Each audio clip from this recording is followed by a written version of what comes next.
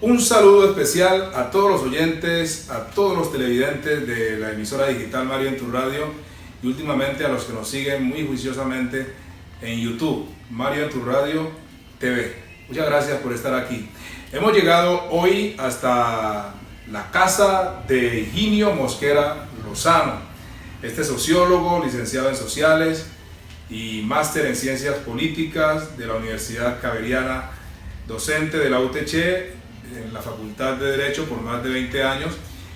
¿Y por qué buscamos a Higinio Mosquera? Porque se calienta la cosa política en el departamento de Chocó.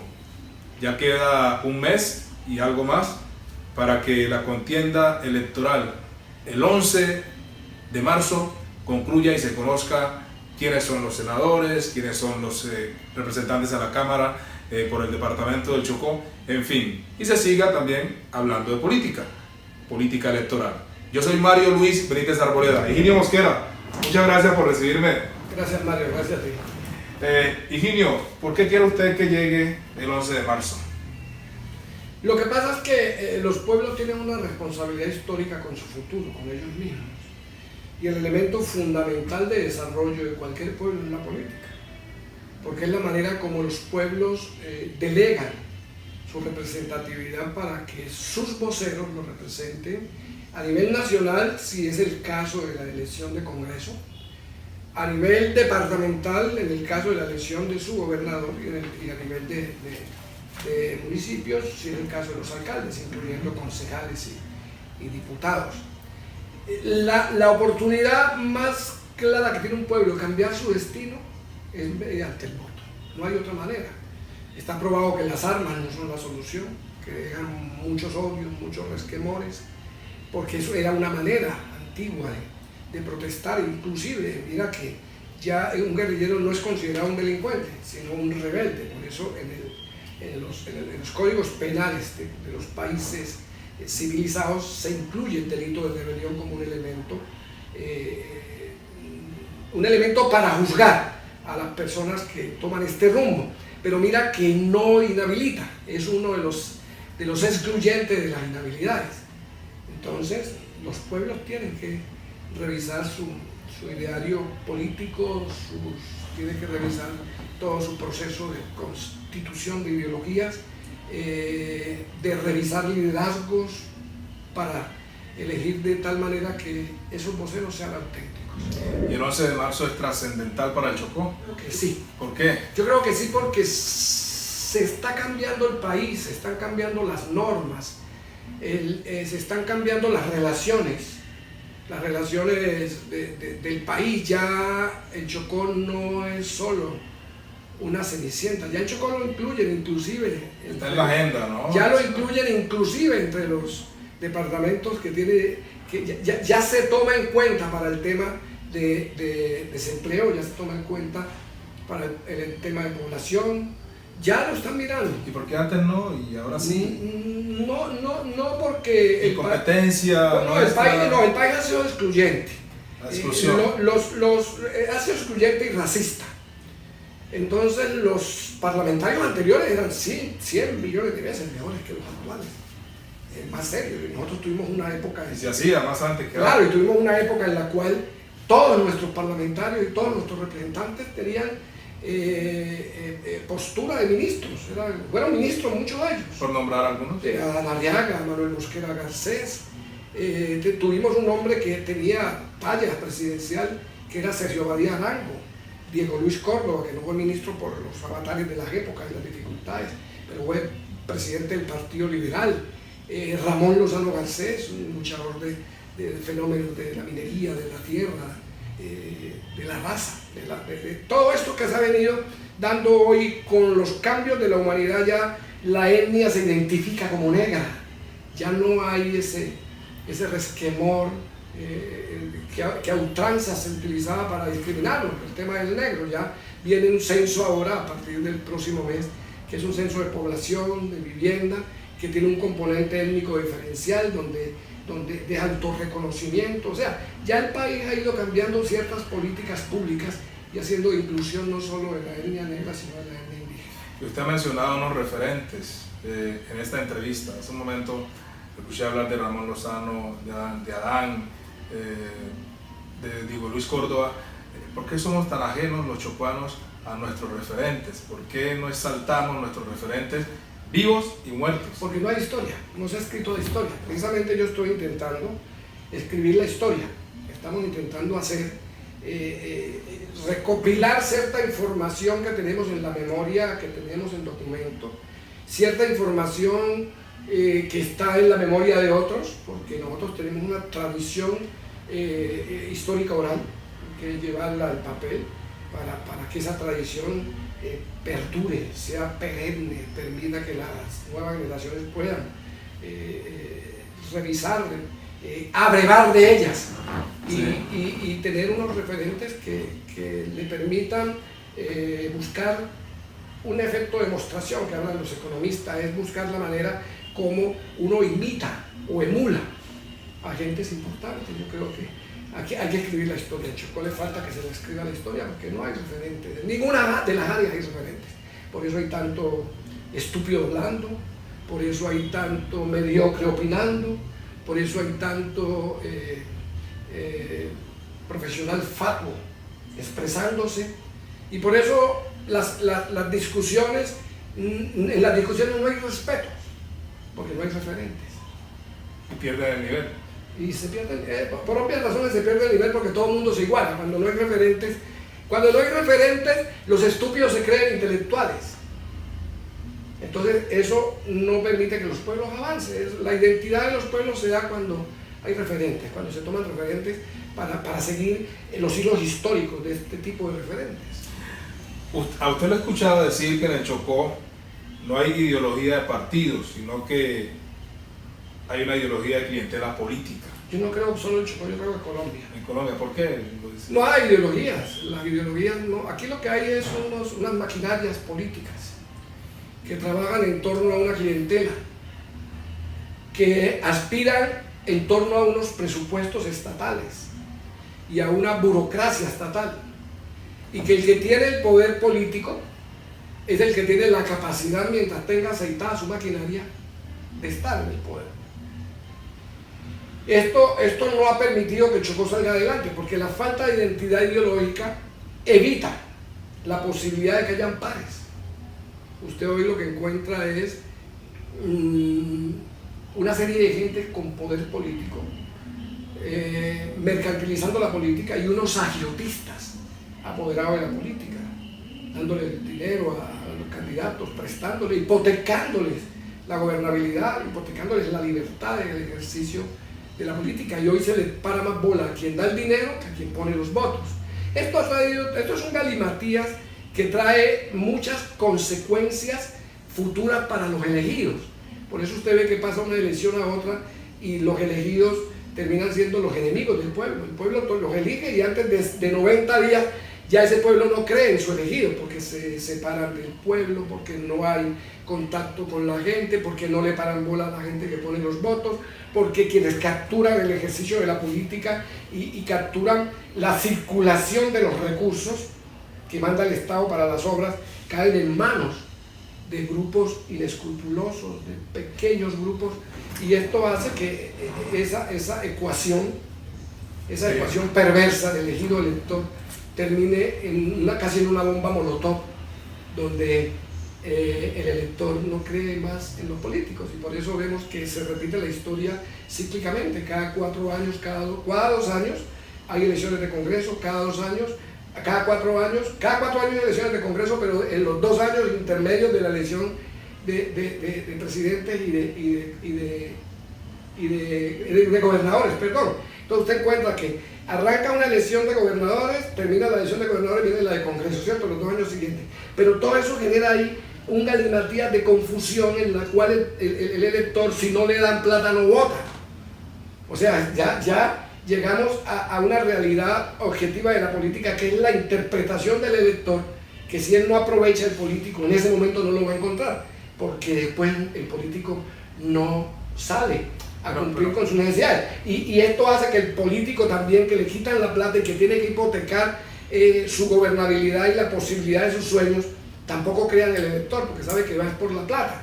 Esto es un galimatías, casi una actividad bizantina que genera que esa incredulidad de ambos vaya en detrimento del desarrollo de los pueblos, que en esencia es para lo que es política. Pero no solamente genera o trae malas consecuencias en lo político, electoral, entre los partidos, movimientos, sino que genera, ¿no cree usted, una desarticulación familiar, una desarticulación política, una desarticulación en los pueblos, en fin, que son fatales para el devenir o el mejor vivir de un pueblo? Obvio, porque en la medida en que este ejercicio se da, divide las familias, porque cada día hay más pobreza, cada día hay menos oportunidades, cada día la población se crece y hay menos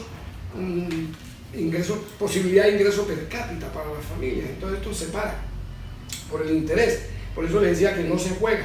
No se juega alrededor del ejercicio de la política de la ideología, sino que se juega alrededor del ejercicio político de las oportunidades, el clientelismo, la burocracia, el dinero, los contratos, Higinio, las órdenes.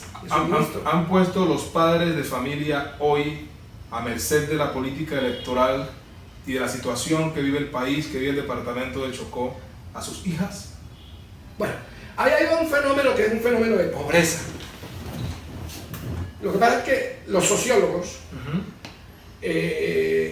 tenemos como concesión de la vida esa expresión cultural que unifica a la familia y que no deja romper esos hilos familiares, y que esa unidad familiar permite que esa familia tenga la opción de participar en diferentes actividades de la sociedad que le permitan también recursos, no solo a nivel de desarrollo productivo, sino en la actividad política, que le permita unas oportunidades y mejore la condición de vida. Pero en la medida en que se rompe ese núcleo familiar y la política entra y lo prostituye, en esa misma medida aparece un fenómeno supremamente grave, Mario, que es la prostitución de las niñas. Ya hoy usted encuentra que una mamá en una casa se levanta y le dice a las hijas: no hay comida, levántense, dos, tres hijas. Hoy, sin decirle voy a hacer cosas malas, ya sabe qué le está diciendo. Ya sabe qué es. Hoy, porque es que el prepagismo se convirtió en un elemento fundamental de subsistencia. Y obviamente el niño o el hombre no sirve para... Sí, también porque hay homosexualismo macho. ¿Sí me entiende? Hay unos homosexuales que también utilizan dentro del poder, dentro del ejercicio del poder, utilizan a esos muchachos para eso. Pero la familia se siente más complacida cuando es pobre y cuando tiene dificultades, porque el otro problema aquí es que la mayoría de los hogares son madres cabezas de hogar. El hombre acá es muy responsable. Aquí la mayoría de las madres son cabezas de hogar y son madres solteras. Entonces no hay en el hogar quien ayude a controlar esa movilidad económica que permita la tranquilidad y dé la opción de que las hijas tengan valores éticos y morales y se les imprima unos valores éticos y morales para que no entren en el nivel de la prostitución. Pero usted encuentra que en los cargos públicos está asistiendo a eso. Ya aquí hay muchos gerentes de instituto, o secretarios de despacho, o gente que tiene poder político que está coaccionando a sus funcionarias públicas para que se acuesten con ellos, y llegan inclusive a amenazarla con la pérdida del cargo público, o lo mandan decir con una proxeneta o con un proxeneta para utilizar eso como mecanismo de presión.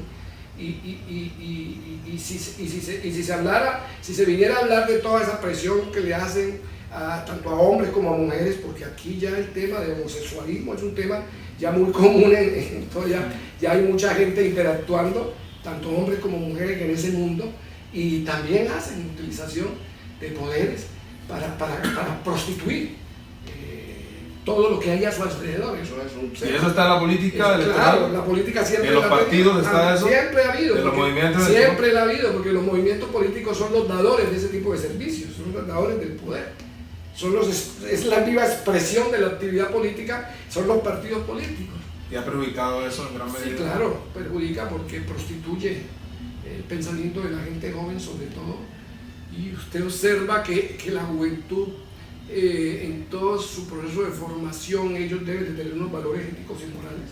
Ya ni siquiera las universidades ni los colegios hablan de ética, ya el funcionario público no tiene miramientos cuando se trata del dinero. Vemos que se prostituye la justicia ya hay jueces que cobran, que utilizan con contadas excepciones, ¿no? Pero ya hay jueces que utilizan su cargo público para montar retenes, como si fueran cobros de peajes, y se cobra por los fallos, y se cobra mire lo del cartel de la toga, se cobra por parar los procesos, se cobra por dejar prescribir los procesos. Y entonces, si usted lo mira, lo está mirando a ese nivel. Si usted revisa toda la sociedad, usted encuentra, por ejemplo, que un secretario de Educación cobra por traslados, y ya no es el dinero, sino que inclusive llegaron a cobrar en un gobierno anterior acá en el Chocó, todo el mundo lo sabe, llegaron a cobrar dinero, si no tenían dinero, pagaban con lotes de terrenos. Y entonces cobraban por traslado, por reubicación, qué sé yo.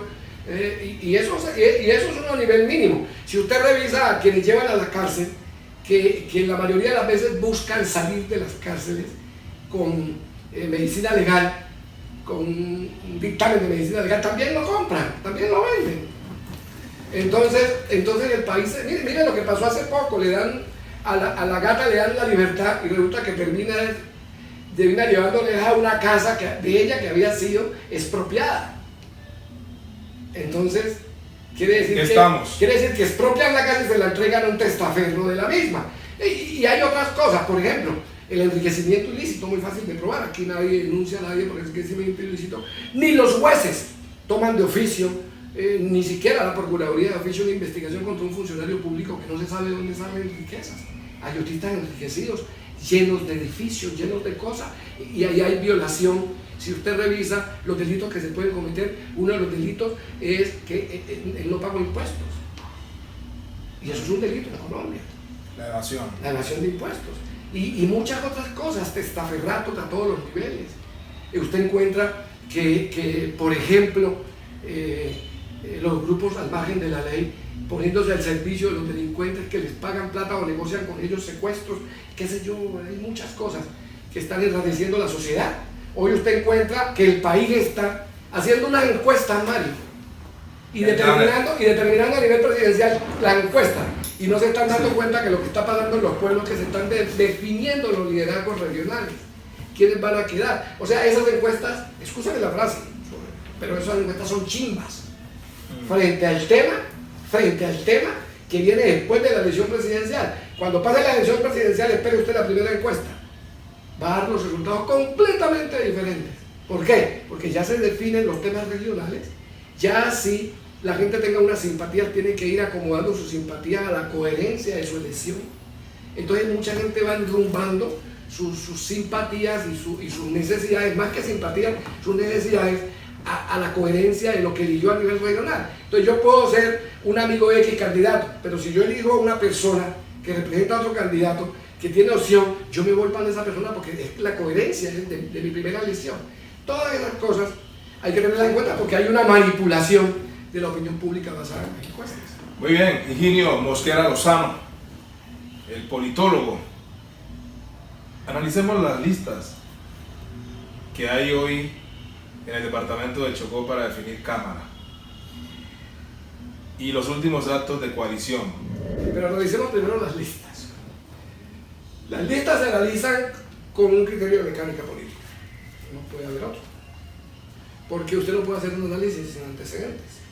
Hablábamos de los referentes son los elementos que le permiten a uno imitar, emular. Y usted no puede hacer un análisis electoral si no lo hace con la mecánica política, que son los antecedentes electorales. Para mí la primera lista va a ser la de la doctora Melania Valois, Eduardo Tito Torres y Delcy Bejarano, o sea, la de Cambio Radical. Según usted, esta se queda con una cruz. Sí, claro. Si usted revisa los antecedentes electorales, es una lista que puede estar por arriba de los 30.000 votos, porque es una lista que suma. Es que usted tiene que mirar las listas con los antecedentes electorales y no emocionarse porque los mismos de siempre sean los que aparezcan. ¿Cuánto Tito Torres, cuánto estaría logrando? No, ¿O cuántos tiene? O sea, a mí me parece que eso es hipotético. Pero bueno, lo que pasa es que los antecedentes de Tito Torres muestran que es una persona que puso 17.000 y pico votos. 17.000, pero por aquí estamos y Melania te sacó 14.000 votos. Entonces, pero... Y Delcy te puso 7.000 votos. Yo te estoy hablando de que esos antecedentes hay que aterrizarlos a una realidad. Si tú revisas esa lista entre Melania y Tito, hay una opción política clara que es respaldada por los guarismos electorales de Delcy, porque son antecedentes frescos. Y eso te lleva a interpretar que esa lista puede estar por encima de los 30.000 votos. ¿Y quién de estas tres personas? Ahora vamos a hacer el análisis. Ahora hacemos el análisis basado en eso que tú decías de las coaliciones, de las alianzas. Porque hay alianzas que son inoficiosas y son inocuas, y hay alianzas que sí son oficiosas, que sí son reales y que sí aportan guarismos electorales a los procesos. Esa lista tiene una ventaja. Tiene la ventaja de que es una lista fresca a nivel de antecedentes electorales, y es una sumatoria de diferentes sectores. Ahí está el MLP con Melania Valois, que si usted revisa los antecedentes electorales, partió la votación con la famosa lista de partido de la U anterior, y Melania va a tener el respaldo del MLP natural del futuro muy pronto en una gran convención donde el MLP va a apoyar a Melania, va a haber este tipo de capitales que van a venir a hacer eso. Y Luis Gilberto Murillo, no Luis Gilberto directamente, pero el grupo de Luis Gilberto Murillo, el Nuevo Chocó, va a hacer también una adhesión a esa lista, y el ministro está apoyando esa lista. Pues no podemos decir que él puede hacer proselitismo político, porque él tiene como ciudadano el derecho de elegir y ser elegido, de expresarse. Yo le puedo decir que esa lista está apoyada por Luis Gilberto Murillo. Esa lista tiene otra connotación. Entonces esta lista está apoyada. Esa lista tiene otra connotación, que es lo que le genera todo el complique hoy a los enemigos políticos, que es la alianza que acaba de hacer Tito Torres con un sector del conservatismo, donde están los Trujillos, y con un sector del cordovismo, donde está Augusto Cicerón Mosquera y Machú. Eso ya es psicológicamente un factor positivo para esa lista, porque eso lo que muestra es que esa lista es la que está sumando. Si usted revisa psicológicamente, si usted revisa esa lista hoy es la lista más fuerte de todas las listas, y es la lista que se está llevando una cámara. Y le estaba diciendo que Tito acaba de hacer una alianza, Melania también acaba de hacer una alianza con directorios del Partido Conservador, con sectores conservadores, con sectores juveniles, con sectores indígenas, y viene la alianza con el MLP, y está la alianza hacia esa lista, porque es que el problema es que las listas no podemos seguirlas dividiendo entre los candidatos que están adentro. Si estamos en una lista es para ganar una curul, gane uno de nosotros. Hay unos acuerdos internos. ¿Usted cómo hace para no dividir una lista entre candidatos que están aspirando todos a una curul y además en lista abierta? Los acuerdos internos. Hay unos acuerdos internos y unos acuerdos complementarios de los acuerdos madres. Entonces hay un acuerdo madre que es ideológico, un acuerdo madre que trata sobre la postura del movimiento en torno a la situación del Chocó, a la situación de orden público, a la situación económica, a la situación de las finanzas públicas, a la situación del orden social, a la situación de la movilidad, a la situación del acueducto y del alcantarillado, de la salud, del hospital, de la universidad. O sea, hay unos acuerdos que están con una visión global, ideológica, que marcan un pensamiento y una postura de la lista en torno a eso. Luego hay unos acuerdos marcos suplementarios que son los que determinan ya los acuerdos, y esos acuerdos son los que amarran los cumplimientos al interior de las listas y evitan que esas listas se rompan a pedazos, y esos son documentos que hay que firmarlos. Claro. Eso. Entonces nosotros en este momento como lista somos la primera lista del Chocó, la que más está moviendo el cotarro político. Entonces usted encuentra ese fenómeno, y van a seguir apareciendo cosas, porque estamos a 30 días, 15 días antes de las elecciones ya es para poner los recursos, porque la política te cambió y ya la política no es el proselitismo solo, y ya la política no es la ideología, y ya la política no es el sentimiento, porque tampoco hay líderes que muevan ese sentimiento. Y ya son candidatos mucho más sometidos a una mecánica política, la política se está convirtiendo en una empresa electoral de elección, donde lo que funciona es el dinero, ¿sí? Y ese dinero tiene que movilizar una serie de gente para que pongan... ¿Eso es bueno o es malo? Eso es malo porque monetiza la política. Es malo porque macartiza al electorado. Es malo porque exige que quienes sean los representantes sean los que tienen el dinero. Y la mayoría de la gente que tiene el dinero no lo ha hecho de buena manera. Entonces, quienes tienen el dinero muchas veces son de mala manera, que se han conseguido, o viene dinero de subterráneos, oscuros, de gente que busca el poder político para producir leyes y para producir beneficios y prebendas que les permitan la tranquilidad de sus dineros mal habidos. Entonces todo eso permea la política, eso no es que sea bueno del todo. Sí, vamos cerrando lo de la lista de cambio radical. Bueno, la lista de cambio radical yo la veo de 30 a 35 mil pesos votos. Yo me atrevo a decir que Melania va a sacar la mayor votación, porque conozco la dentro de la lista. Dentro de la lista, conozco la estructura, y lo otro es que aquí no trabaja la política como debe ser. Aquí los sectores trabajan buscando los capitales de los otros, y el 30% de la gente vota, el 70% de la gente se abstiene. Nosotros hemos hecho un trabajo en eso, de buscar la gente que no vota, la gente que no ha participado, que tiene cédulas activas y inscritas. Logramos hacer que mucha gente lo hiciera, y hemos estado recabando en eso, no quedarnos en los capitales de siempre, porque entonces usted tiene el Movimiento Legal Popular 28, entonces usted coge esos 28.000 votos como está pasando hoy y los divide. Entonces encuentra que los Sánchez Montes de Oca y Bernardo 14, y Melania, Higinio y sus amigos 14, ¿sí? Entonces son 28, ¿cierto? Entonces 14 y 14 no ganan. Qué bueno que me hacían siempre a mí, me dividían para que esos votos nunca ganaran, y estábamos trabajando lo mismo, por eso no era fácil. Hoy no, hoy se está trabajando distinto y hay muchos secretos que no se pueden contar. Entonces para mí la primera lista es esa lista, sí, esa lista perfecto. de cambio radical. La segunda lista para mí es la cordobista. ¿Y qué está pasando en el gordodismo? Le voy a Porque yo le hago una pregunta a usted, como politólogo y como analista de estos temas políticos, electorales. ¿Qué está pasando en el gordodismo? ¿Por qué se dividen tanto? ¿Por qué cordobista ataca a cordobista? ¿Por qué hay tantas divisiones dentro del mismo cordobismo? ¿Por qué hoy Machú se va del cordobismo y se une con el MIR? Eso no es extraño, Mario. Ese análisis, ¿qué está pasando? Ese análisis lo vamos a hacer. Hablemos de eso. Pero no es tan cierto. Los sectores políticos, si usted lee mis ensayos que he ido construyendo y que he venido sacando en Facebook y en mi página, Los Dictados de mi Conciencia, usted encuentra que los sectores políticos tradicionales siempre se han dividido.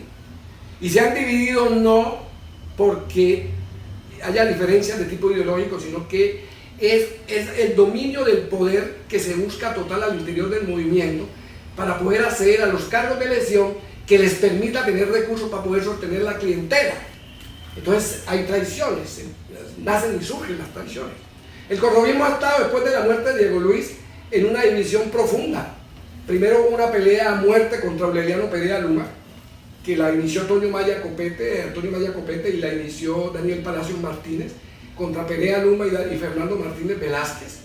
Y en ese proceloso proceso de la lucha visceral de ellos, quedaron en el camino primero Fernando Martínez Velázquez, que tenía menos estructura y menos fortaleza económica y política, y segundo quedó en el camino Aureliano. O sea que esto es generacional. Eso es un problema de pasiones casi subalternas que existen al interior de los sectores políticos, que permite que haya una disputa por el poder, y en la lucha por el poder hay que eliminar al contrario, eliminarlo del grupo, sacarlo del grupo, para quedarme con el grupo, porque el grupo es el que me permite a mí la maquinaria electoral que me da garantías de que con el solo hecho de tener el grupo tengo 10.000 votos, 15.000 votos.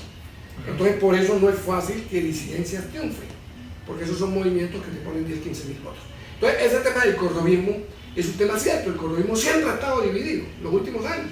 La última elección, Carlos Escobar, que venía de ser representante de la Cámara, lanzó a su hermano Peter, que terminó en la lista del Partido Conservador con Tito Torres y con el Minero, y que no puso sino 1000 y pico votos en esa lista, Peter. ¿Sí? ¿Y por qué tienen que ser los hijos de los hijos? ¿Por qué los hermanos de los hermanos? Por el dominio que los primos de los primos. Por el dominio que se tiene sobre el poder. Es que la política es que no es el Chocó. La política mundialmente ha sido así desde que aparece la historia. Por eso se habla del primogénito. Y por eso se habla del heredero. Y también se divide ese problema ahí en las herencias. También se matan los hijos por las herencias. Sí.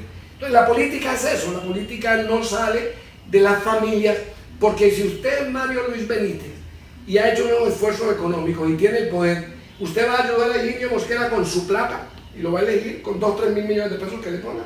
Usted mete a un hijo suyo, a un pariente suyo al que usted sabe que hay la lealtad suficiente para que si él gana haya la recuperación de esos recursos. Porque es que la política funciona con el criterio de inversión. O sea, ¿cómo funciona la agiotista? Inversión, intereses, capital. ¿Sí o no? Utilidad, que son los intereses. La política es igual. Si yo me gasto en la política 5 mil millones de pesos para elegirme gobernador, yo tengo que recuperar esos 5 mil millones. Y la mayoría de las veces no son míos. Son una serie de personas agiotistas, narcotraficantes, paramilitares, guerrilleros, delincuencia común y comerciantes que me dan los recursos y que yo tengo que devolvérselos con intereses. Entonces, por eso la política es una política de hijos, de sobrinos, de hermanos, porque el que tiene el poder no lo va a ceder fácilmente a otro, porque como no hay ideología, no funciona con ideología, entonces no es el partido el que impone el candidato. Los que capturan el partido, que son los líderes políticos, a veces coyunturales, son los que imponen ese tipo de políticas. Entonces no es fácil erradicar ese tipo de políticas, más en un país donde la mayoría de la gente aguanta hambre y donde los electores dependen de esa clientela política, de ese político para que mantenga esa clientela política, y entonces son 10, 15, 20 mil personas por departamento poniendo unos votos que cuando usted viene a hacer una competencia con esos sectores y se sale de ellos, eso no es fácil correr. Entonces, ¿qué va a pasar con la lista cordobista? Entonces eso no es fácil correr. ¿Yo por qué veo la lista cordobista elegida? Ahora, si usted revisa a Melania Valois, con ella está el alcalde de Quibdó, para terminar este análisis. Está el alcalde de Quibdó y eso es una sumatoria inmensa para ella. Ella tiene 5, 6, 7 alcaldes que también le van a sumar. ¿Le ayuda a la gestión del actual alcalde de Quibdó? Es que el problema, usted, de eso venimos hablando, es que cada vez que elegimos una persona terminamos entregándonos a esa persona por el poder, por los contratos, por las órdenes de suministros, por el dinero. Inclusive a veces hay dinero que se entrega personalmente y con eso se matiza un poco la diferencia con el elector o con el capitán. Entonces, quien tiene poder, si lo sabe ejercer finalmente, es importante. Si no lo ejerce en beneficio de la persona que él quiera, ¿qué es ejercerlo? Es, si hay unos capitanes bravos, a los capitanes hay que darles contratos o prometerles los contratos. Y a veces ese capitán no come cuento a la promesa, entonces hay que entregarle dinero en efectivo. O sea, la mecánica política. Y esa mecánica política es de que se tenga poder, eso es importante. Vámonos al tema cordobista. El tema cordobista de esa lista del Partido Liberal, que no es tal Partido Liberal, sino es cordobismo, porque liberales somos todos, tiene poder.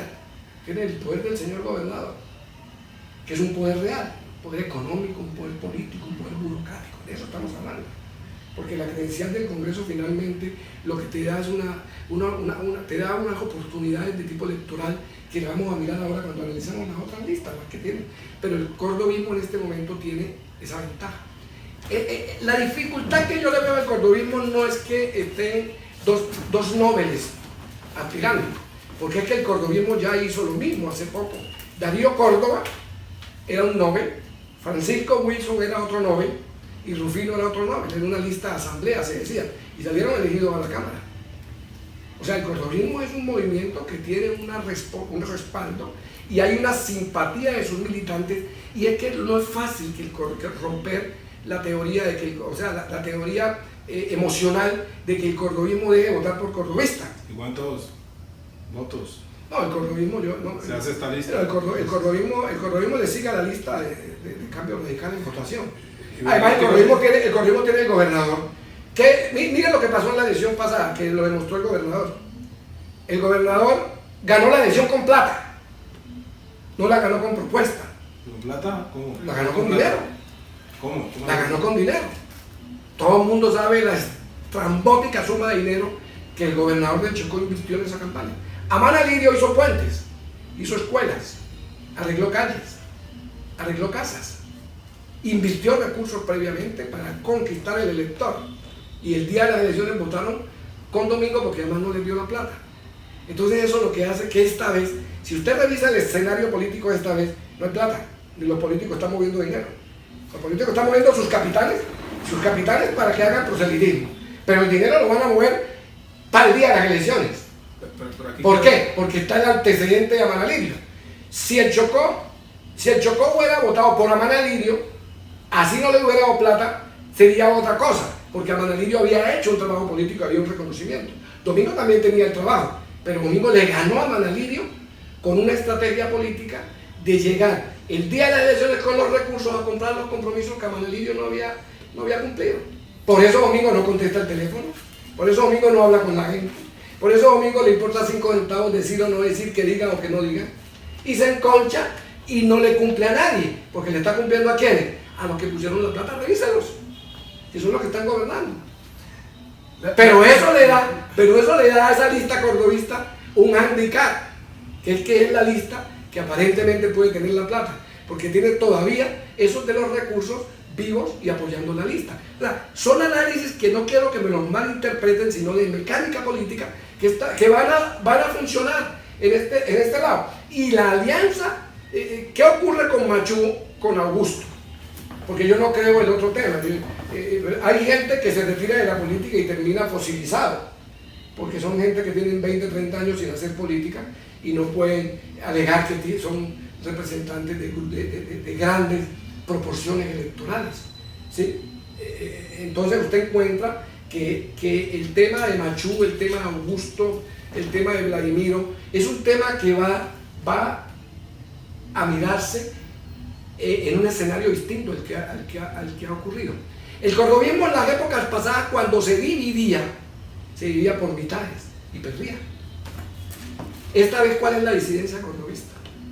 Si los cordovistas, si Augusto Cicerón, si Machú, si Vladimiro y los otros, y el mismo Pacho Wilson, hubieran tenido más conciencia política, hubieran apoyado a Yair Torres, porque Yair es cordovista, porque Yair ha ejercido el cordovismo, porque es de la familia de Arnovio, casado con una hermana de Arnovio. Escúchame, eso le daría al cordovismo la opción de que como en el pasado pudiera tener una disidencia, pero hoy no hay disidencia cordovista. ¿Cuál es? Ellos se están yendo a apoyar la lista de Cambio Radical y específicamente el nombre de Tito Torres. Ese es un esfuerzo exploratorio importante, Mario, porque vamos a mirar qué capacidad realmente de liderazgo tiene Augusto Cicerón, que nunca lo ha mostrado, Augusto nunca se ha lanzado solo. Augusto fue suplente de Daniel Palacios antes de la revocatoria del mandato y lo llevan de gobernador, lo condenan y eso hace que Augusto no pueda aspirar, y usted encuentra que eso es lo que permite que Garulices aparezca después de ser el suplente de Iván Lozano, de ser lozanista. Eso es lo que hace que aparezca Edgar Ulises como candidato, que viene de la Cámara y hace un trabajo con unos capitanes de Ismina, porque es que los capitanes aquí son comprados, Mario. Si yo tengo la plata suficiente para comprar un capitán suyo, importante en Condoto, cuando usted llegue, ese capitán ya está conmigo. Y entonces cuando usted llega a buscar que ese capitán voltea de usted, me va a salir el más costoso a mí. Entonces hay capitanes que se vuelven costosos. Entonces todos esos fenómenos van generando porque monetizaron la política, porque convirtieron al capitán en un elemento casi como el futbolista, en un elemento del cual el mejor postor está en la búsqueda de él para que juegue en su equipo, para que trabaje en su equipo. ¿Qué va a pasar entonces si es elegido? Sigamos el análisis. Voy ahí mismo. Ajá. Para que no se me... De Nilton Córdoba. Sí, ¿qué va a pasar si es elegido Nilton Córdoba en la lista, teniendo en cuenta que tiene unas investigaciones en la Corte Suprema de Justicia y podría perder el Chocó esa curva? Yo en eso sí estoy de acuerdo con Augusto. Y yo no podría hacer un análisis distinto al que manda mi razón o mi razonamiento político. Yo soy un hombre experto en inhabilidades. Yo tengo que conocer qué es una inhabilidad y qué es incompatibilidad y cuándo aparece, porque es mi formación. Yo creo que Nilton sí va a perder la credencial. Y la va a perder porque hay un tema en el país de moral pública y de ética pública jodido. Contra el cartel de la toga y contra todo lo que llame actos de corrupción. Y Nilton aparece sindicado por Moreno, el fiscal anticorrupción.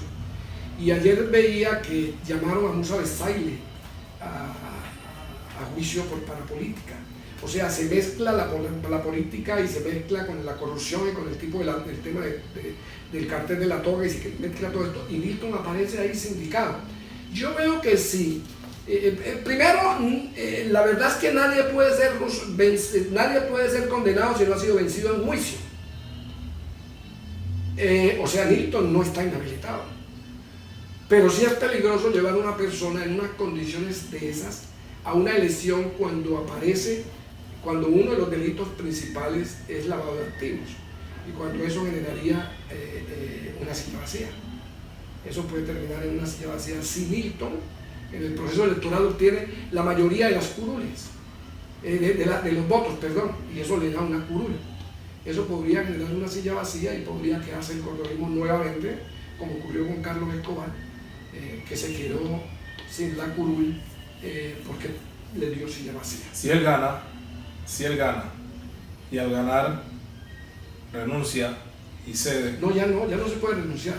Primero se podía renunciar, precisamente esa es la retoma de su fuero que hizo la Corte Suprema de Justicia.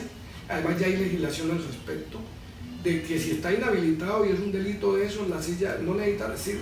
Es que si renuncia, eso no evita que la pérdida de la credencial, que el delito genere la pérdida de la credencial, porque es que el elegido es él, no el segundo. El elegido es uno, no son dos. ¿Y usted cómo ve a la novia Carolina? Me parece que es una persona joven. A la juventud no le pueden decir que tiene que tener experiencia ni a nadie para poder llegar a los cargos, porque entonces ¿cuándo vamos a adquirir experiencia si no nos dan la oportunidad? Si los jóvenes no tienen la oportunidad, ¿cuándo van a adquirir la experiencia? Yo creo que el cordovismo está presentando una lista renovada. Yo no entiendo las dificultades que hay de Augusto. Es que mire, es que en este caso de la alianza, también se da un fenómeno. En ese caso de la alianza también se da un fenómeno de relación familiar. Es que la esposa de Edgar Ulises es sobrina de Augusto. Ella es hija de Cías Mosquera. Y el papá de Cías Mosquera es Juan Sabino Mosquera. Juan Sabino Mosquera es hermano de Neptalí Mosquera y Mosquera. Luego Augusto Cicerón Mosquera es primo hermano de Cías, tío de Marta Mosquera Valencia, que es la mamá de Tito. ¿Qué quiere decir eso? También hay un fenómeno de tipo familiar, o sea, es que la gente tampoco investiga qué está pasando, entonces se queda en el rasero y en el prurito del tema político para decir que lo que pasa con Augusto solo es un problema de que como los expulsaron del cordovismo o los maltrataron, entonces están peleando por eso. También lo lleva a apoyar a Tito, que es su pariente, hijo de su prima, de su sobrina, porque Cías es hijo de Juan Sabino Mosquera, y Juan Sabino Mosquera es hermano de Neptalí Mosquera, el papá de Augusto. Entonces, todo eso también son temas familiares que se juntan en esto, que dan confianza en las alianzas. Claro que sí. Entonces, lo que los tiene preocupados es las alianzas. Los tiene preocupados las alianzas que Melania ha logrado hacer con diferentes sectores juveniles, con sectores indígenas. La alianza que Melania, que hace el alcalde con Melania, que es su candidata y que la apoya. La alianza de 7 alcaldes más con Melania, que es su candidata y que la apoyan. Y no voy a decir los alcaldes porque eso puede tomarse políticamente, para denunciar por participación política a los alcaldes. El MLP que viene abigarrado, buscando su identidad, buscando su participación. Hacía 19 años no los convocaban, ahora van a ir a una convención y van a apoyar a Melania Valois. O sea, hay una serie de factores en esa lista que desestabilizan y genera un pánico en el contrario. Entonces usted ve que los Sánchez Montes de Oca, ellos buscan una alianza con el Partido Conservador y logran llevarse a Ismael Aldana, que además ha venido negociando con ellos, porque Ismael negocia sus contratos. Ismael anda detrás de sus contratos, no detrás del Partido Conservador. Entonces la política llegó hasta ese tenor, donde se dibujan los partidos y los intereses que mueven las alianzas son unos intereses de tipo económico. Entonces, entremos al tema de cambio del partido de la U. Usted encuentra que Melania parte del partido, porque Melania saca 14.000 votos, Bernardo 14.000 y pico, entonces esos votos están muy divididos. Que el señor Odile estaba con Melania, el señor Odile nunca ha tenido votos. El señor Odile lo elegía Patrocinio, cuando Patrocinio lo soltó se cayó. Esa es la verdad. Yo digo que no apoyara a Melania. Porque la política es un juego de intereses políticos y económicos y familiares. Está su hermana. Eso, entonces no es lógico que estando su hermana Odile esté al lado de Melania. Además, si se va, bienvenido, porque eso nos permite a nosotros hacer una campaña sin tanta contaminación, ¿sí? sin personas que están con intereses muy particulares, buscando simplemente que les den dinero para hacer campaña y no hacen la campaña con el corazón y con el alma. Entonces, eso es lo que está pasando. Pero ustedes encuentran que ese partido de la U no suma, porque son los mismos votos de los Sánchez Montes de Oca, del símbolo Esperanza, y son los mismos votos lozanistas que puede tener Bernardo y los Sánchez. ¿Cómo van a hacer ahí? Ellos se están dividiendo esos votos entre ellos, pero le suma el partido. Por eso la razón, por eso la lógica suya, que la curul es para Cambio Radical. Obvio, porque es que la lista de Cambio Radical suma. Y la lista de los Sánchez Montes de Oca no suma. ¿Cuál es la sumatoria? La de Ismael con Lorenza. Pero es que Lorenza le pueden estar quitando la credencial en estos días, porque Lorenza tiene una doble militancia. La norma dice que quien sea directivo de un partido para inscribirse por otro partido debe retirarse 12 meses antes. Pero si fue presidente. No necesita ser presidente, dice si es miembro, dice la norma, si es miembro de un partido, si es miembro directivo de un partido. Así lo dice. Eso perjudicaría la lista. No, escúcheme, si es miembro directivo de un partido y no se retira 12 meses antes, está en doble militancia. Eso es una inhabilidad sobreviviente. Sí. Entonces, escúcheme, esa inhabilidad que hace que esa persona no pueda aparecer en la lista, la desaparecen de la lista. ¿Eso qué hace? Eso genera un factor psicológico negativo. Es que los factores psicológicos en política, y hay que darlos, y los políticos trabajamos en torno a esos golpes. Un factor positivo de la lista, la alianza de un sector del cordovismo, Machu Augusto Braimiro, con Tito. Eso crece en la lista, porque esos votos suman a la lista. ¿Cuál alianza positiva? La alianza de Melania con los indígenas, con comunidades negras, con jóvenes, con consejos comunitarios, con juntas de acción comunal, con alcaldes, ¿sí? Y con el MLB. Eso suma, ¿sí me entienden? Y luego viene el movimiento Nuevo Chocó desde Luis Hilberto sumándole a la lista. Entonces usted encuentra acá que la única sumatoria que hacen es con Lorenza, porque el resto es la misma votación que ellos tienen. Y entonces esa votación que ellos tienen, ahora si les tumban a Lorenza, ¿qué pasa? Eso es un golpe psicológico negativo para la lista. Eso es lo que yo veo que viene. Entonces yo no veo que esa lista tenga un guarismo electoral suficiente. Además tenemos las constancias de las gentes. Pero el tener la credencial no pesa. El tener la credencial no... Depende, porque no hemos hablado de la credencial de Nilton Pérez. Bernardo tenía hipotecado su esperanza en Quique, en Enrique Badía, y Enrique Badía lo tumbaron de la Secretaría de Educación, ya no es secretario de Educación, ya la Secretaría de Educación pasó al cordovismo. Sin entender otro factor que le da opciones a esa lista cordobista, que es que la burocracia, si se sabe manejar, es un arma y un punzón extraordinario para romper cualquier dique, cualquier cosa y generar unos fenómenos políticos. Depende de quién la maneje y con las intenciones que la maneje. Entonces, esta lista del partido de la U no veo que esté sumando. La suma puede ser un sector conservador que puede llegar a sumarle, pero no veo. Y las referencias de los pueblos y lo que dice la gente en sus visitas a los pueblos, cuando nosotros vamos y tenemos la referencia, hablamos con la gente, es que como que no han tenido mucha aceptación. Por eso que usted decía inicialmente, porque si no soy yo, no es nadie. Entonces tiene que ser la hermana de ellos, el mismo Bernardo que lleva 8 años. Oiga, pues, el mismo Bernardo que lleva 8 años y que ha sido una mentira política. ¿Qué ha hecho Bernardo por el Chocó? ¿Qué es lo bueno que ha hecho para que los chocuanos lo elijan? ¿Qué ha hecho Nilton por el Chocó y lo bueno que ha hecho para que los reelijan? Si hemos tenido 2 paros cívicos en los cuales el pueblo tiene que tomar su propia vocería y salir a las calles a protestar porque el Estado no le da unos cumplimientos a unos hechos constitucionales que el pueblo tiene derecho propio a que ese Estado le cumpla con agua, con luz, con alcantarillado, con vías de comunicación, con empleo, con salud.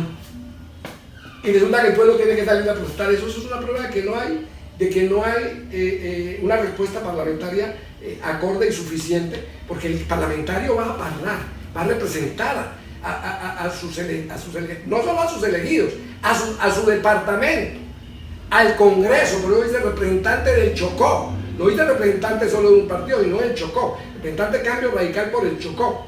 Entonces él tiene que ir a representar a ese departamento, por intermedio de la curul de Cambio Radical, a ese departamento al concierto nacional y hacer los debates suficientes, Mario. Aquí hubo el fenómeno de la niña y no hubo un debate para decirle al país que el Chocó produce 14.000 milímetros cúbicos de agua anual y que no hay una hidroeléctrica y que somos una región que tenemos capacidad para producir toda la energía eléctrica que necesita el mundo, América Latina, Colombia. Y nosotros podemos hacer energía eléctrica limpia, con biodegradables, con gas metano, con muchas otras cosas, y podemos producir 2.000 kilovatios hora pico. Mire que nos hacen la hidroeléctrica de Talazá, y ni siquiera el gobernador sabía que estaba construyendo la hidroeléctrica de Talazá en los lados del Carmen de Arrato, cuando el que tiene la facultad para el desarrollo económico y social de la región del Chocó es el gobernador. Inclusive el gobernador puede sacar a licitación pública esas obras.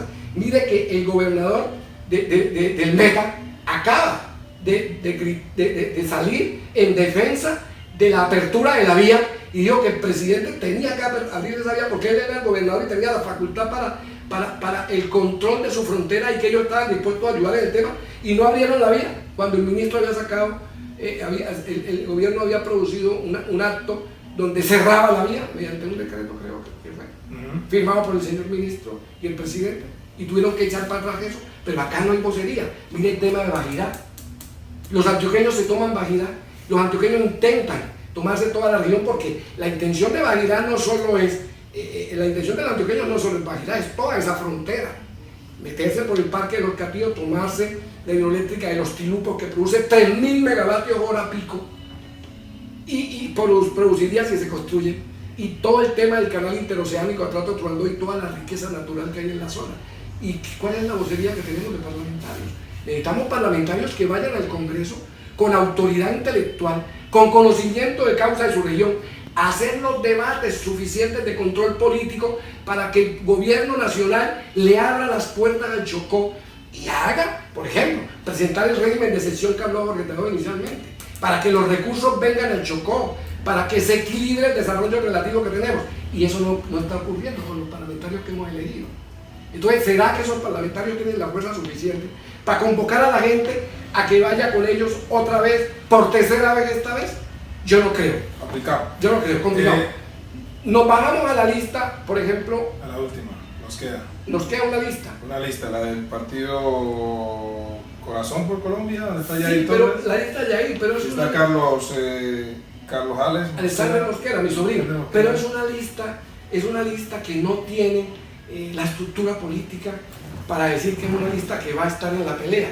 Yo a esa lista no le veo más de 3.000 votos, y siendo generoso. Los que hemos hecho política sabemos la dificultad que hay y el análisis que yo le hacía ¿Qué inicialmente. busca entonces Yair Torres? No sé. Eso es normal. La gente cuando se montan esas listas y hace disidencia, aquí hay mucha gente que vive de la política y que les dice que hablan bonito y que son buena gente y los emocionan y les quitan la plata. Porque la mejor manera de vivir de la política es teniendo un hombre bisoño, un hombre que no sabe de política, que está entrando a política, que quiere, porque Yair es un hombre valioso, Yair es un hombre intelectual, de los más, un abogado serio, honesto, es un hombre que ha ejercido la política. Alex, mi sobrino, es una persona también. Yo no me fui con él porque no era posible que después de que yo haga un compromiso me aparezca diciendo que está aspirando. Yo tenía ya mis compromisos con Melania. Además también hay unos intereses de tipo familiar y de recuperación del movimiento liberal popular que vamos a hacer para que el movimiento vuelva a tener su directorio, para que el movimiento vuelva a ser convocado, para que la vieja militancia y la nueva militancia entienda que hay un movimiento que tiene una visión distinta de Chocó, que hay una parlamentaria que está trabajando por luchar que esas cosas se den como Melania Valor. Sí. Todo eso gira en torno a este tema político. Claro. Entonces yo no veo fácil, Mario, sí, que eso nos permita, que eso nos vaya a permitir a nosotros que una lista de esas pueda romper el esquema.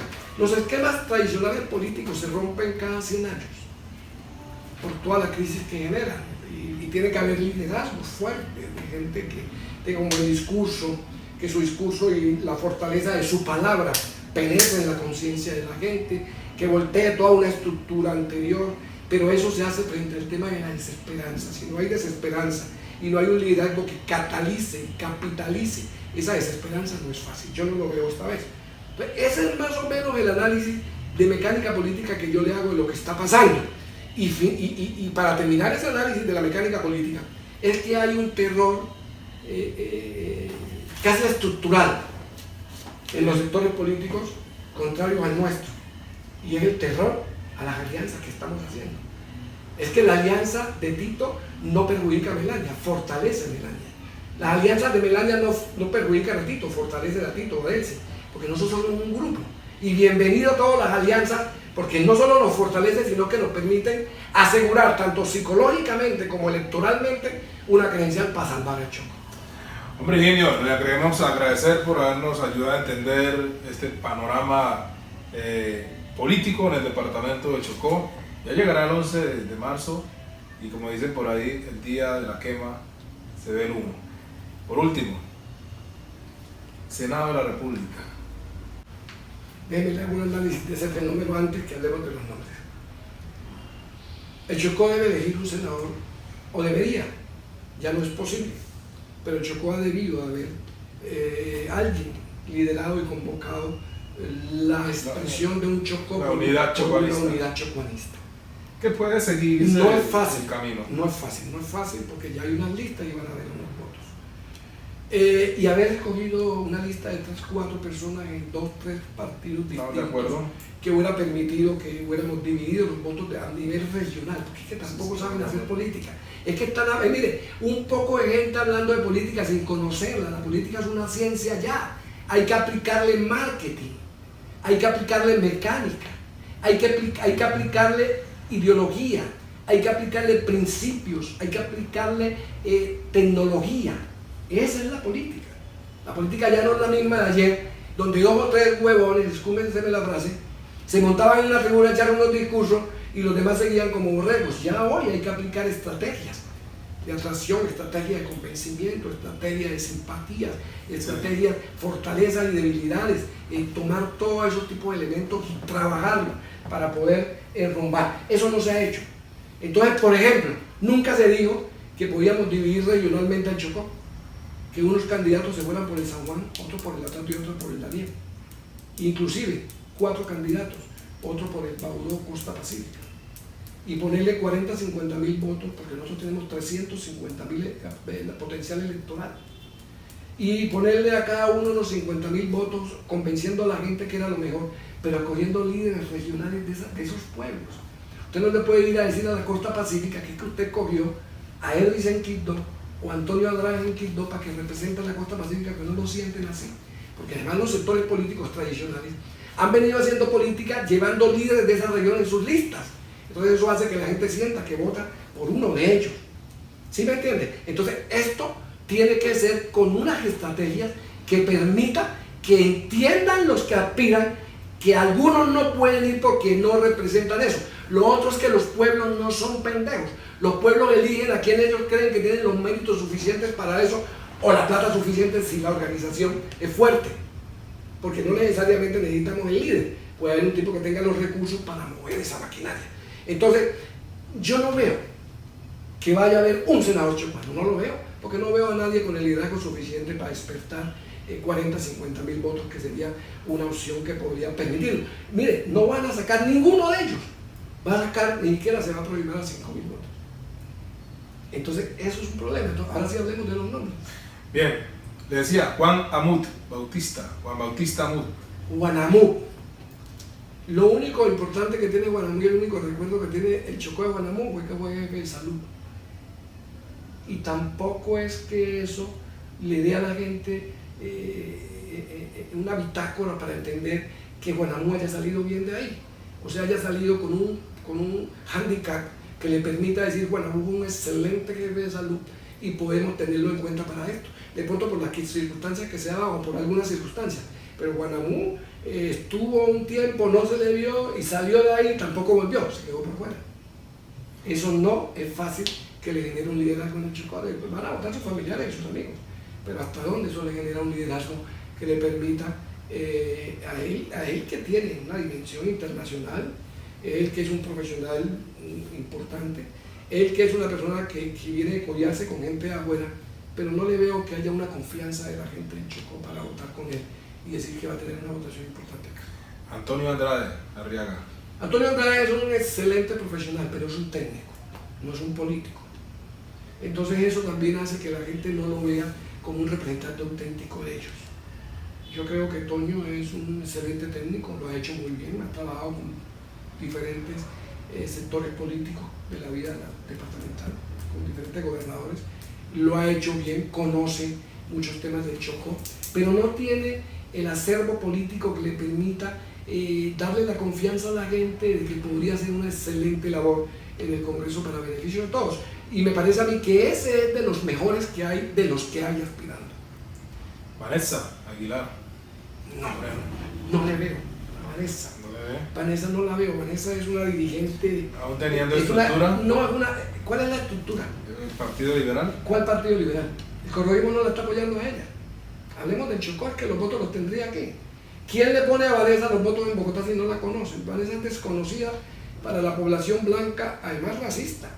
En la población blanca. Es desconocida la población blanca. Es que a Zulia le hizo elegir Uribe por otras circunstancias, porque Juana Milena, la que se metió en esa campaña y puso al servicio el poder, y Zulia salió elegida parlamentaria, pero no porque Zulia tuviera los votos. Zulia no sacaba en Quito 5.000 votos, la eligieron ellos. Entonces mire que Vanessa, usted la ve montada en una tribuna del Partido Liberal, una manifestación, pero los que llevan la manifestación no es Vanessa, la manifestación la llevan los senadores liberales.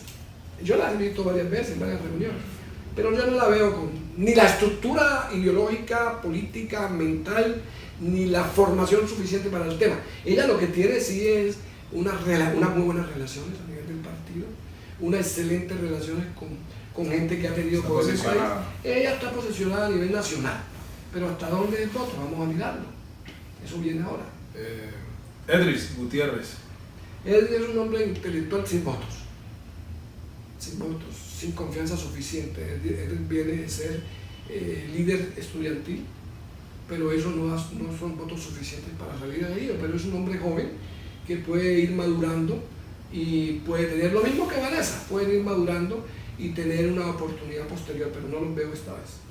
Don Popo. Me parece que es de los mejores. El cambio radical. Me parece que es de los mejores porque es un cultor, porque viene unificando a todos los cultores. Mira que Chucky Towns está apoyando a Don Popo, y Don Popo puede romper la barrera a nivel nacional. Es una expectativa. Yo creo que Don Popo es una expectativa. Él puede dar una sorpresa. Víctor Copete. Víctor Copete es un líder natural. Sí. Me parece que Víctor es de los pocos. Yo voy a votar por Víctor, porque yo no voy a votar por nadie de afuera. A mí me parece que es una pendejada votar el voto por un senador de afuera. Yo tuve mucha experiencia cuando aspiré las 2 veces a la gobernación, experiencias donde por el afecto y el cariño tanto a Juan Guillermo la primera vez, Ángel, como a Fuad Char, yo logré sacar una votación importante para ellos, pero eso es mucho esfuerzo, porque el chocuano se coge esa plata y no vota, y usted sabe que comprar votos él tiene unas consecuencias de desconfianza y todo eso, y a veces te dan un dinero y eso no se ve reflejado en la parte electoral. Entonces uno llega a un momento en que se retira de la política activa, entonces ya no siente que uno tiene que recoger esos dineros por una oportunidad política, porque ya uno no tiene la aspiración, Y es un problema con quien te da el dinero si eso no se da porque va a creer que te robó. Entonces, ¿qué es mejor no hacerlo? Yo no lo voy a hacer. Me han llamado 20 personas, amigos, condiscípulos, que están metidos en la política. Yo no les hago eso porque no lo puedo hacer. No lo puedo hacer porque no van a salir esos votos. Entonces yo voy a votar por Víctor Copete, porque me parece que es un líder que se ha mantenido en la lucha. Me parece que es de los pocos chocuanos que siempre protesta por el Chocó. Es una persona de ideologías profundas e íntimas y a la vez auténticas. Víctor Copete es un hombre que le da a la gente comida, que está pendiente. O sea, yo voy a votar por Víctor Copete porque es el único que me mueve a entender que ese voto, yo con ese voto gano, porque gano satisfacción y gano felicidad. Por último, aunque no es chocuano, pero es un negro y hace parte de la lista del Partido Verde, Luis Alfonso Escobar. No. Yo creo que los chocuanos no podemos votar simplemente porque se sea negro. Tenemos que votar por un chocuano auténtico, que nos represente a nosotros y que nosotros sepamos. Por ejemplo, Ebelis es una persona que ha hecho un trabajo, es un indígena que ha hecho un trabajo que merece el respaldo de muchos de nosotros porque lo ha hecho bien en el Congreso. Otra persona que me parece importante es Murillo, el que está por Comunidades Negras. Me parece que es importante Murillo. Luis Alfonso Escobar fue el que estuvo en Plan Pacífico. Sí, ¿no? sí. Sí, esa es una persona que ha luchado también, así no sea chocuano. Pero yo creo que los chocuanos tenemos que votar por chocuanos. Por chocuanos. Y Luis Ebelis. Luis Ebelis es chocuano. Sí, claro, pero ¿cuál es la suerte de Luis Ebelis? Yo veo que Luis Ebelis dice que hay otro candidato fuerte. Yo veo que Luis Ebelis no va a salir. Los indígenas no han repetido fácilmente, nunca han repetido ningún indígena al Congreso, porque es muy difícil. Ellos son más organizados que nosotros y exigen más cumplimiento a los compromisos que nosotros. Nosotros somos más mediatistas y votamos más por dinero. Los indios en su tema indígena votan más por los compromisos. Yo creo que Luis Ebelis no ha cumplido exactamente las cosas y veo que los indígenas andan con muchos candidatos. Entonces yo veo a Luis Ebelis más buscando votos negros y votos mucho más de gente por fuera del contexto indígena, buscando cómo tiene los votos suficientes para sostenerse, que no es fácil, porque aquí también, cuando se trata de etnias, de candidatos de etnias, se genera un fenómeno de discriminación, pero también de identidad étnica, donde el blanco no te va a votar fácilmente por un indio o por un negro. Y donde el negro intenta buscar un negro que lo represente, así tenga la dificultad de identidad que tenga, pero eso permite que la gente intente votar por gente que los represente a ellos y gente que sea conocida y que les dé confianza. Yo creo que ese tema del Senado se resume en eso, y el tema político general, que es una hipótesis, lo que estamos nosotros planteando, pero las hipótesis se hacen con base en las investigaciones, con base en los antecedentes, y las hipótesis terminan concluyéndose en unas verdades, porque los expertos en los temas, cuando plantean las hipótesis, es porque son estudios que ya se han realizado con antecedentes que permiten esos estudios y que terminan siendo unas conclusiones. Y lo va a ver que el 90% de lo que le dije es lo que va a ocurrir el 11 de marzo. Esperemos que llegue el 11 de marzo. Queremos agradecerle a Higinio Mosquera por esta oportunidad. Gracias a usted. Que nos dio. Y a ustedes, los oyentes de Mario en tu Radio, síganos en nuestro canal de YouTube, Mario en tu Radio TV. Vendrán muchas entrevistas con respecto al tema electoral del departamento de Chocó. Yo soy Mario Luis Benítez Arboleda. Hasta pronto.